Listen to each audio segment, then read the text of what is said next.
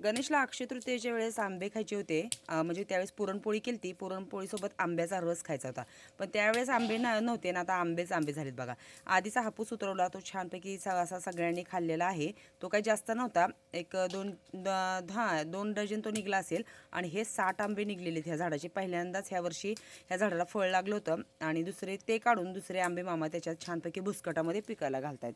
तर अशी छान गावाकडची आंबे खायची मजा एक वेगळीच असते. आणि आत्यांचं काय चालू आहे, मिरच्या कुटतात खलबत्त्यामध्ये. तुरडाळीची हिरवी मिरचीची आज आमटी बनवायची. बरेच वेळा काय करते मी, म्हणजे लाल तिखटचीच बनवते. आज म्हणलं आता मिरच्या झाडाच्या आल्या तर छानपैकी त्याची हिरवी मिरचीची ही आमटी आत्याने बनवली. आत्या म्हणल्या मी बनवलेल्या आमटीचा आधी व्हिडिओ घ्या. आणि त्यांच्या बनवलेल्या मस्त ज्वारीच्या अशा पांढऱ्या शुभ्र भाकरी. मला एका ताईंची कमेंट आली की तुरडाळीच्या आमटीमध्ये टॅमॅटो घालत जाऊ नका, त्याच्यामुळे ॲसिडिटी होती. तर आता टॅमॅटो नाही आहेत, पण आणि ज्यावेळेस असेल त्यावेळेस मी घालणार नाही.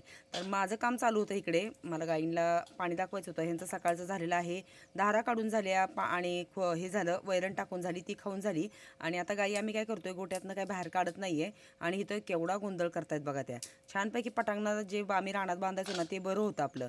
इथं नुसतं सगळी घाण घाण करून ठेवतात. तर आम्ही काय करतो, पाणी दाखवून झालं की स्वच्छ धुवायच्या. म्हणजे ह्यांचं 4 वाजेपर्यंत काही टेन्शन नाही, फक्त मग शेण काढायचं काम असतं. तर आता राहिलेली पलीकडची एक ती आत्ता ही झालेली आहे.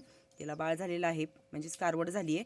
आणि त्याच आंब्याचा आत्याने मस्त दुपारी घेतला. म्हणजे सकाळी वेळ मिळाला नाही, मग दुपारी आत्याने काय केलं, त्याचं छानपैकी आमरस तयार करायला घेतला आहे. आणि साबुदाणा खिचडी बनवायची आहे. एकादशी असल्यामुळे मिरची कुटून घेतली आहे, त्यांना मी बटाटा चिरून दिला, शेंगदाणे कुटून दिले. मग आता त्या छानपैकी चुलीवरची जी की तुमच्या आवडीची सगळ्यांनाच खूप आवडते आमच्याकडची ती ही साबुदाणा खिचडी. तर साबुदाणा खिचडी परत एकदा मी तुम्हाला सांगते आम्ही कशी बनवतो. बारीक पातळा सातपेनी म्हणजे मी बटाटा चिरून दिला, कढईमध्ये तेल घातलं होतं. तो बटाटा छान तेलामध्ये आधी परतून घ्यायचा. काय होतं, आधी मिरची घातली की मग मिरची करपून जाते. मग बटाटा छानपैकी परतला आणि थोडाशी म्हणजे हे झाला, तळून घेतला की मग त्याच्यामध्ये मिरची कुटलेली घालायची. मिरची पण एक 2-3 मिनटं अशी हलवून घ्यायची, कारण भाजलेली मिरची नसती. आम्ही मिरची कुठून टाकतो, जर तुम्हाला चिरून टाकायची असेल तर चिरून टाकायची. आणि मग छान असं सगळं बटाटा मिरची तळून झाली की जी आपली हे केलेली आहे, साबुदाणा भिजत घातलेला आहे, त्याच्यात शेंगदाण्याचं कूट घातलेलं होतं, ते टाकून घ्यायचं आणि मस्त सगळीकडून छानपैकी हलवून घ्यायचं आणि मीठ घालायचं.